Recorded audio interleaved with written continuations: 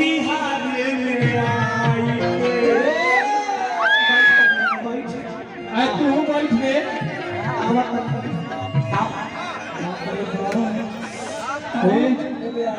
I love you तू सुनना ना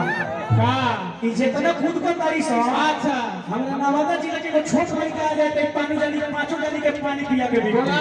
था सही बात मानो भाई छोड़ सही बात मानो ये हो पर देखो छोट लड़के ने भेज मारो छोट लड़का के छोट लड़के के तनी स्टेज पर भेजा लो भेजा लो नाचे वाला के छोड़े हां ले हेलो पिया लो गिले रे माधुरी से जानो बिहार में आई के अरे हमारा मन खुश पादा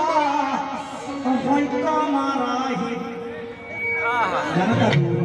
पूरी बाबा भाई सखावत अरुण तो बुझाता के कुछ सोचा बता दी किले ले बाडूरी से जानो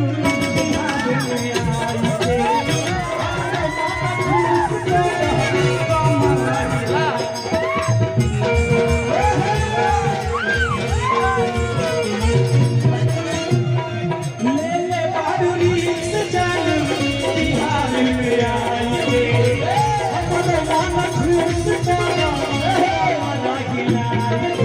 सारा लोग झूठी नोटों को लूटी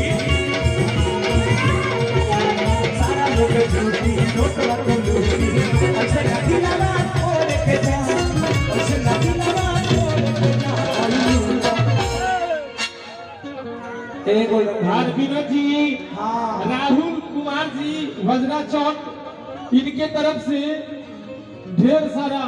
पुरस्कार है 501 रुपए का पुरस्कार है बाकी में मत रख लो। अच्छा कहानी हाँ कहानी भाई लो अच्छा क्या बात है सोना हमार भैया ढेर सारा रुपया दे रहे हाँ हैं पैकेट में शरीर से कमजोर हो जाएगू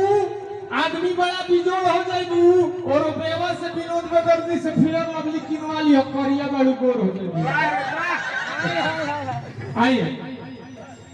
कि सारा लोग झूठी नोट लूटी आय ऐसे न दिलवा तोड़ के जा मत दिन तोड़ के जाई हम आज बिहार में आल बड़ी तो सबसे होकर कुछ कॉपा में गई हाँ एगो काम करा सारा लोग झूठी आय नोट लूटी कि ऐसे न दिलवा तोड़ के जा ऐसे न दिलवा तोड़ के जा आई लूटा एगो छोट लड़के के तनी भेजा वाला है मैं इसके जवाब आओ आजा बाबू आजा चढ़ावा लो के बा हां छोट लड़के के आओ चढ़ावा लो लो भाई भेजा डरो मत